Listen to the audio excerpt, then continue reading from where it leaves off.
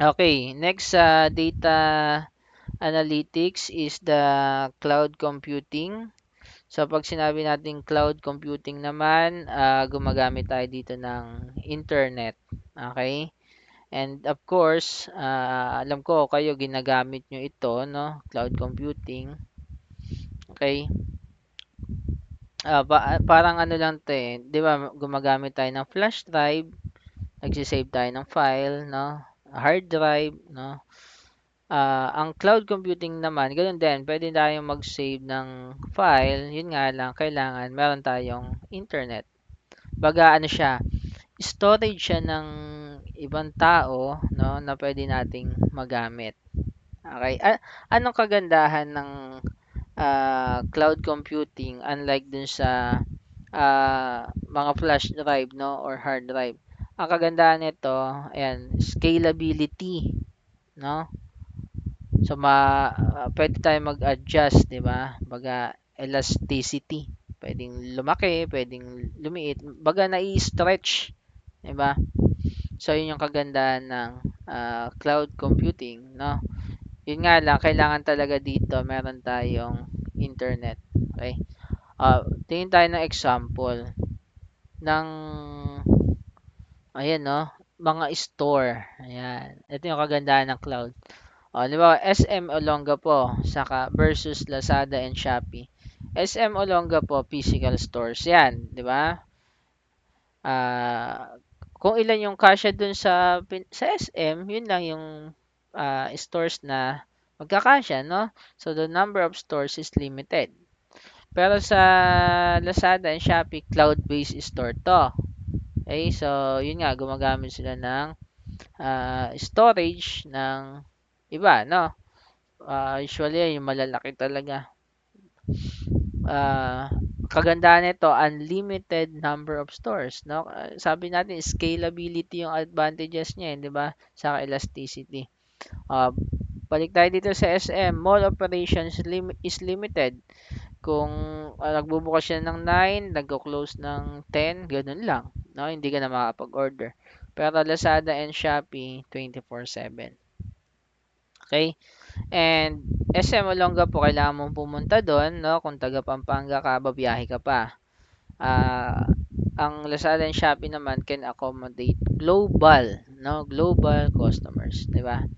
Ayan, so yun yung kagandahan ng ah, cloud computing. Next is the cognitive computing. Pag sinabi nating ah, cognitive computing, it improves, no, yung decision making, ano 'to, AI, no? Baga may self learning, 'di ba? Cognitive computing. Ayan. AI. Okay, siya na yung nag-aaral sa sarili niya. Ang ChatGPT is an example of cognitive computing, no? Kung mapapansin ninyo, 'di ba, pagka nag-ChatGPT kayo, pwede kayong mag sign in, no? Tapos ano ba, yung email niyo sa Gmail, yun na yung gagamitin ninyo. Kung ano yung mga lagi niyo sine-search, 'di ba? Nakikilala rin kayo eh nung ChatGPT, no? Pagka naaaral niya rin, 'di ba? Kung sino kayo, 'di ba? Ano yung madalas yung i-search.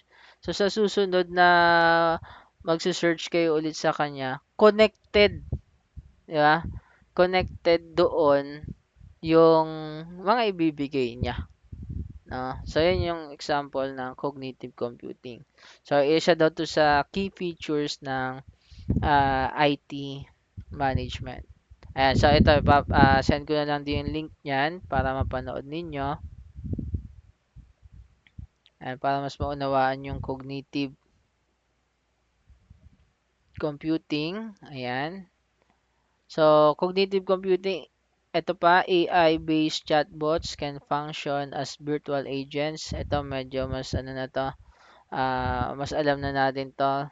Talking with users to resolve technical issues, 'di ba? Ano 'yan eh. Example na lang natin sa ano, nagtingin kayo sa isang page, tapos yung page na yun, pag open ninyo, biglang may magchat-chat na sa inyo na ano yung gusto ninyo. Halimbawa, yung page na yun, bilihan ng sasakyan, di ba? Ano yung maitutulong sa inyo? Ang nagchat-chat na yun ay chatbot, no? Baga program na message na siya, then pwede kayong may click na lang, tapos may response na rin siya. Okay? And ano yung mga gumagamit ng cognitive computing? Ayan, Alibaba, Lazada, no? Ayan. So Alibaba ay Chinese company, world largest e-commerce platform, no?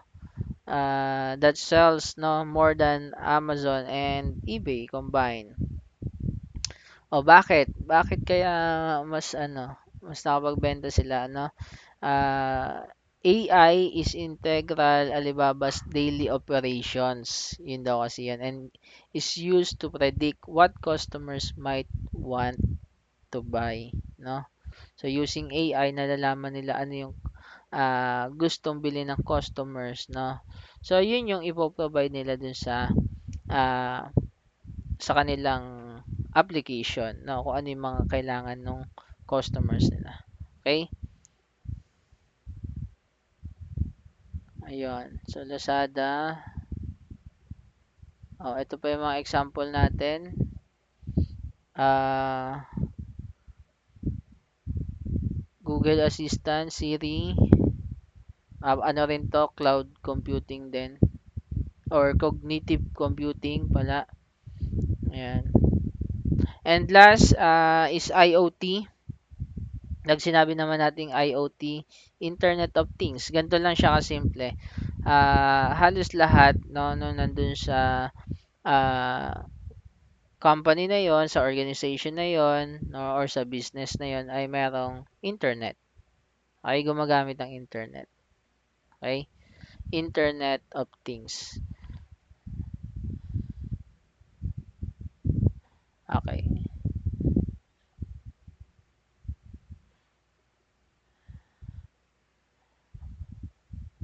Proceed na tayo dun sa mga example. Ayan, send ko na lang din sa inyo tong link. And example ng IoT, UPS. Ano ang UPS? United Parcel Service. Uh, so UPS installed GPS devices in its delivery vehicle daw in 2008. Okay?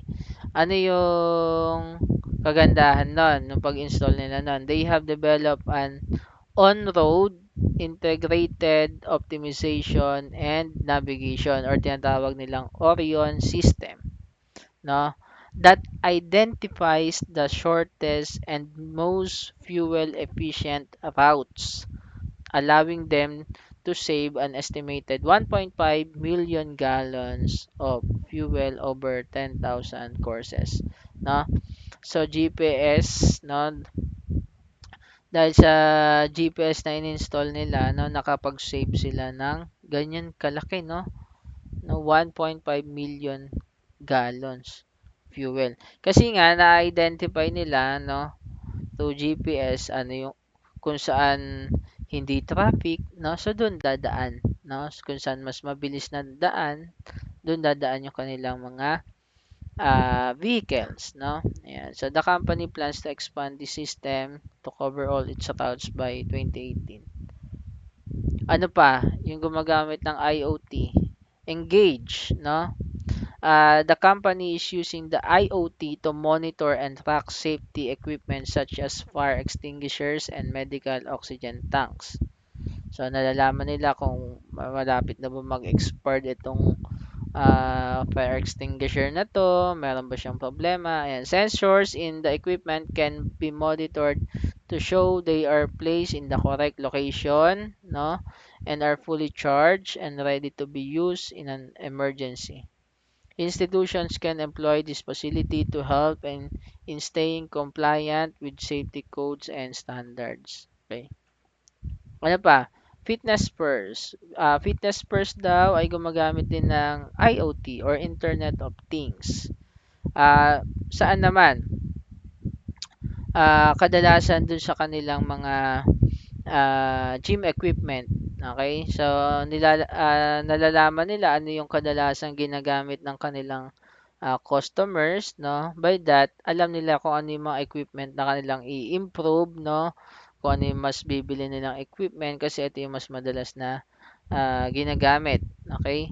Ng kanilang customers. So, by that, nasa-satisfy nila yung kanilang customer and babalik-balikan sila ng customers. Walt Disney World, no? Ang Walt Disney World naman may tinatawag na Magic Band, no? Parang sa sasakyan to may RFID, 'di ba? Yung niloloadan na lang.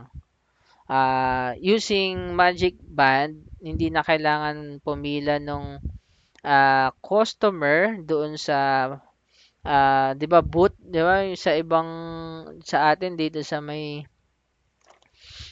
loob ng base, 'di ba? Meron tayong night carnival diyan, 'di ba? Bawat rides may ano pa, may booth, no? Nabibili ng ticket, no? Pipila ka ba doon pa isa-isa. Pero using Magic Band, isang loadan lang, tapos itatap mo na lang yan dun sa attraction na gusto mo, sa rides na gusto mo, 'di ba? Makaka-avail ka na, no? Or matatry mo na yung rides na yon. So by that, naiiwasan yung mahabang pila. Okay? So IoT rin yan.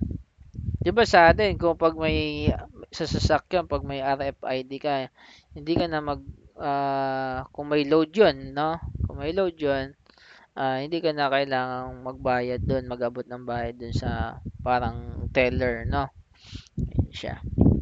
Ayan. So maraming salamat.